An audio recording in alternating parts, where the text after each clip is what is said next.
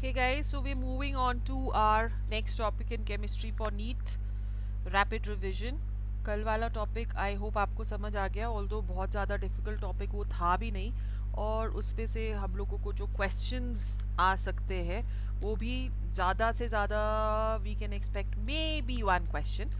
तो बट जो हमने कल वीडियो अपलोड करी थी उसमें से क्वेश्चंस जो है वो नॉर्मली हम लोग एक्सपेक्ट नहीं करते हैं, बट कंटिन्यूएशन के लिए वो टॉपिक ज़रूरी है। जैसे कि आपने मास ऑफ इलेक्ट्रॉन क्या होता है, चार्ज ऑन इलेक्ट्रॉन क्या होता है, रेडियस ऑफ द इलेक्ट्रॉन क्या होता है, ये सब चीज़ें मैंने उस वाले टॉपिक में डिस्कस करी है, सो दैट आपको आगे के जो क्वेश्चंस हैं वो ज़्यादा ईजिली आप सॉल्व कर सको। So we're moving on to the next episode of Rapid Revision Chemistry for NEET guys. I hope you're ready. आज हम लोग क्या क्या करने वाले हैं आज के टॉपिक में. Let's see what all do we have. We are going to take a slight idea about the black body radiation, right? And then we are going to do the Planck's quantum theory. We will also do electromagnetic radiation and electromagnetic spectrum. So ये चार चीज़ें मैंने आज के topics आपके जो उठाए हैं पार्ट 2 स्ट्रक्चर ऑफ एटम में।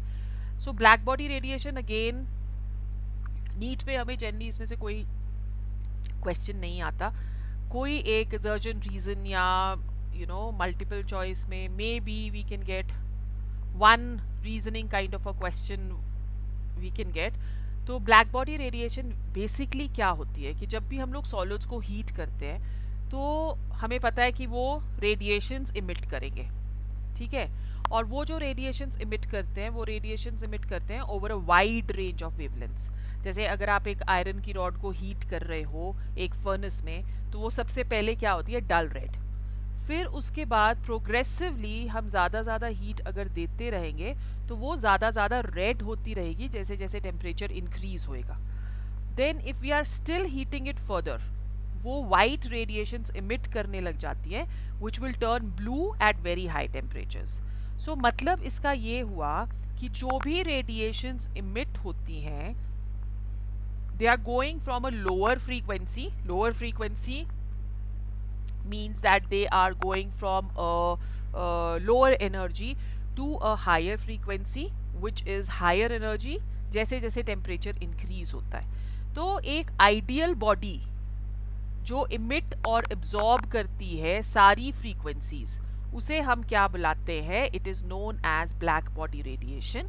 और जो रेडिएशंस इमिट करती है ये body, that is known as black body radiations, right. So ये हमारे पास आ गया what is black body radiation. अब ये जो एक्सपेरिमेंटल रिजल्ट्स थे ब्लैक बॉडी रेडिएशन के, they could not be explained on the basis of wave theory of light. So 1900 में मैक्स प्लैंक ने प्रोवाइड किया था एक explanation to this observation by putting forward his quantum theory of light, जो कि हम लोगों ने अभी करना है।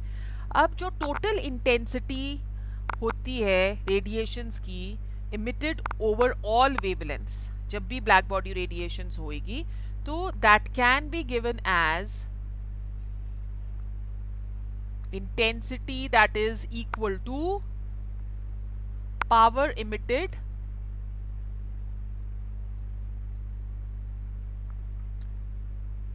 यूनिट्स हम इसके लेते हैं watt upon surface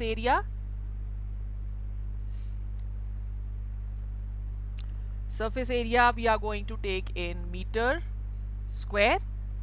So this can be written as constant into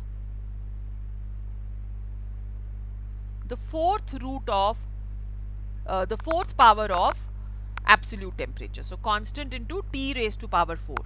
So इसकी जो experimental value थी that came as 5.67 into 10 raised to power minus 8.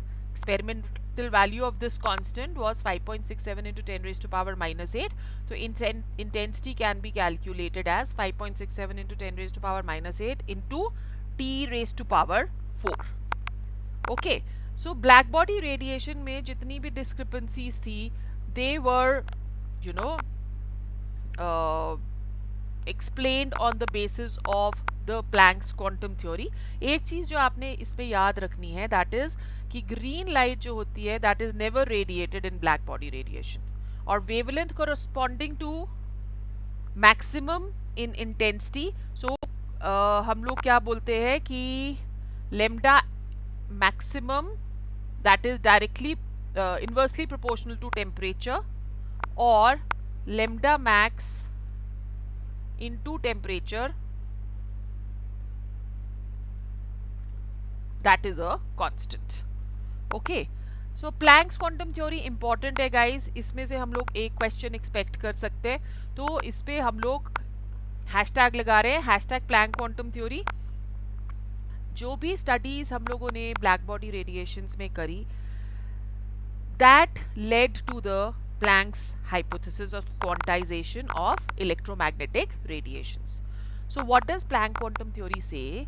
It says that radiation energy is emitted or absorbed only in discrete units. मतलब कि it is absorbed or emitted discontinuously and not continuously in a packet of energy, जिसे हम बुलाते हैं photon in case of light. Another name which we can give over here is quantum.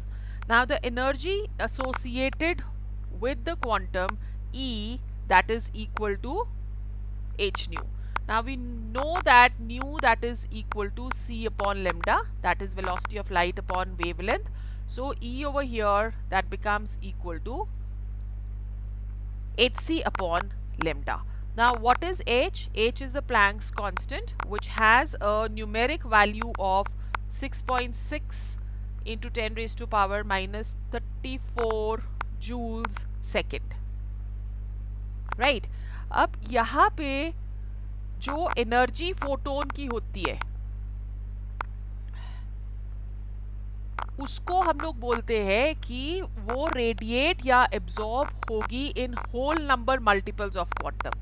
मतलब अगर हम लोग बोल रहे हैं कि E is equal to h nu, it can be equal to 2h nu, it can be equal to 3h nu, or it can be equal to nh nu, where n is going to be an integer, right? It is going to be a whole number. So we can say that body can radiate or absorb energy in whole number multiples of quantum.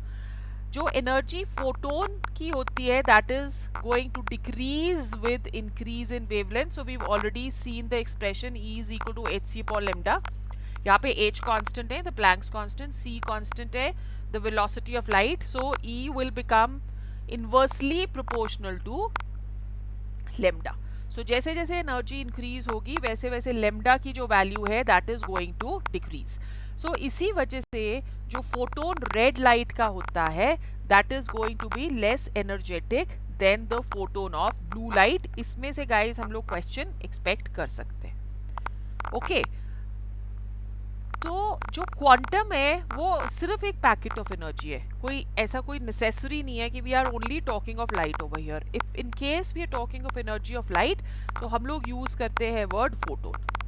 Also remember that the rest mass of the photon is 0.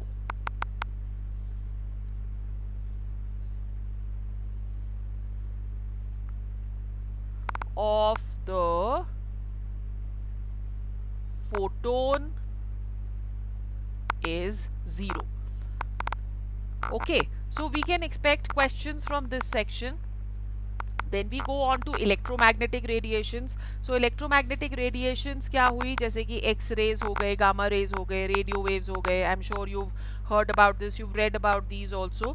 ये क्या होते हैं? They are forms of energy और इनको हम बुलाते हैं electromagnetic radiations.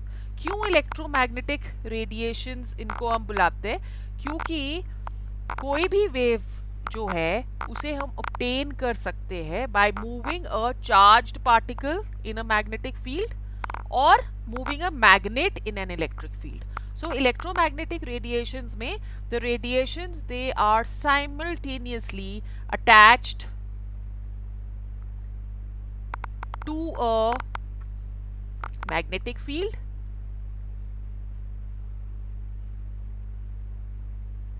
and electric field.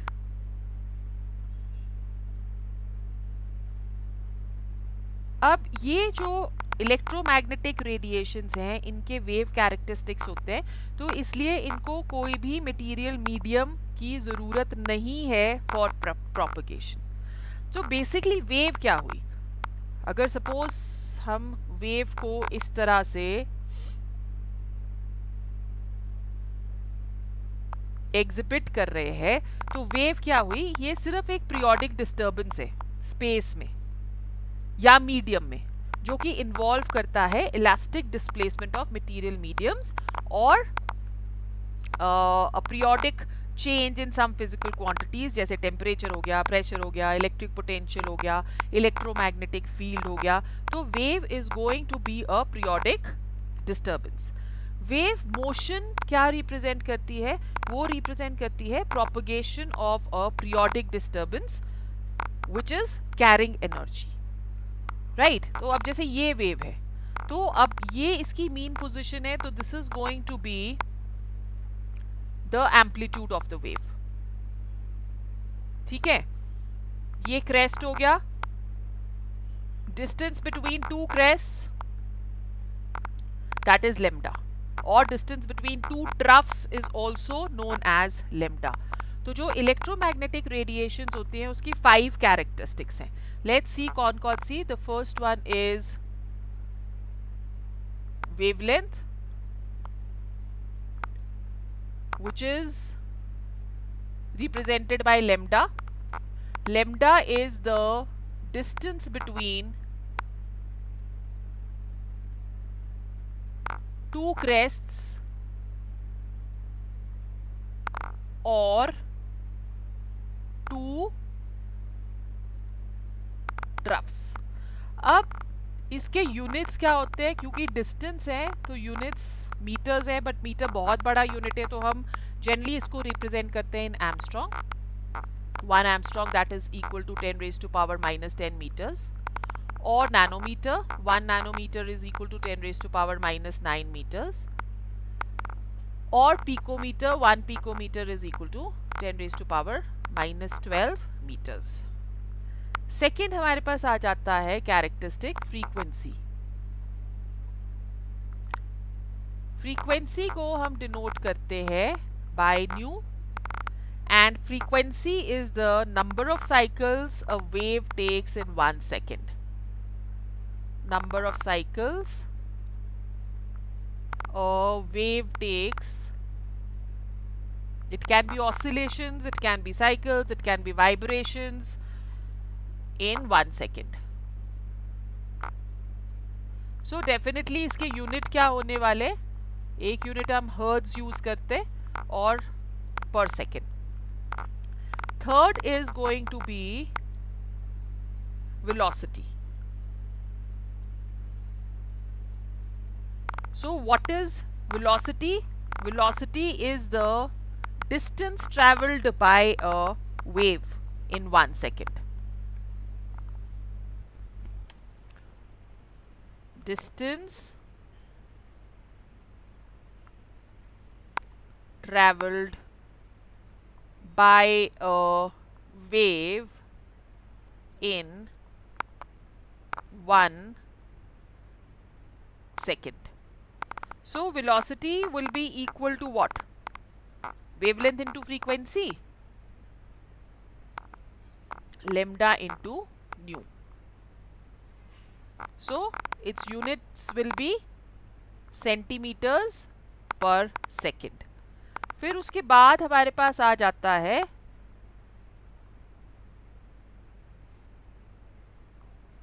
wave number.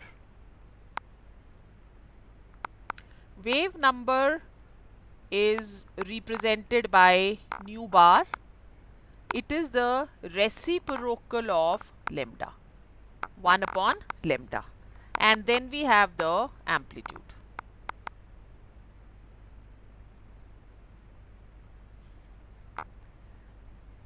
तो अगर कोई भी एक क्वांटिटी है जो कि वेरी कर रही है एक ऑसिलेटरी मैनर में about an equilibrium value, so maximum departure from the mean value that is known as amplitude. जैसे कि आप यहाँ पे देख रहे हो कि upward displacement of the crest or downward displacement of the trough, that is going to be amplitude. So as amplitude is also distance, इसको हम represent करते हैं by a, इसके units भी same होंगे as that of lambda, right? So these are the electromagnetic radiations. Now what is electromagnetic spectrum? Electromagnetic spectrum जो है, that is arrangement of various types of electromagnetic radiations in order of their increasing or decreasing wavelengths or frequency, right? Increasing wavelengths या decreasing frequency. So what are the electromagnetic radiations which we have? We have the radio waves, और source उसकी क्या है? Radio waves की जो source है, that is the radio waves, they are generated from alternating electric currents of high frequencies. Microwaves की generated by special generators, example klystron tube.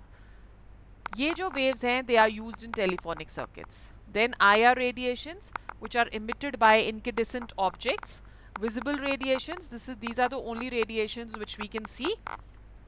So this is VIBGYOR, the colors of the rainbow. So these are produced by placing a metal obstacle in path of the fast moving stream of electrons. And then we have the UV radiations. Basically जो हम लोग ये करते हैं, visible radiations they are produced from stars, hot filaments, right? तो metal plates से जो हमारी radiations निकलती हैं, they are the X-rays. These are produced by placing a metal obstacle in the path of a fast moving stream of electrons. And then we have the cosmic rays, which originate from outer space. Now अगर हम लोग electromagnetic spectrum लेते हैं, they are going to definitely include characteristic range of the wavelengths. तो जैसे for example, we are taking over here is a table. इसमें हम lambda ले रहे हैं in centimeter. So I am just giving you a range over here. We have the radio waves, which is 1 to 10 raised to power 2. We have the microwaves, 1 to 10 raised to power minus 1. We have the far infrared, जिनकी range है 10 raised to power minus 2. Then we have the infrared, जिनकी range है 10 raised to power minus 3 to 10 raised to power minus 4. Then we have the visible wave, 10 raised to power minus 4 to 10 raised to power minus 5. Remember that we are taking all these in centimeters. UV, they are present in the sun's rays. So UV की हो गई 10 raised to power minus 5 to 10 raised to power minus 6. And then we have the X-rays, 10 raised to power minus 6 and above. So सबसे जो short wavelength है, that is for X-rays. Okay, so this is what we have over here. आज का हमारा जो topic है, that is going to be just this. Tomorrow we are going to start a very important topic, which is Bohr's model of hydrogen and hydrogen-like atoms. So see you soon.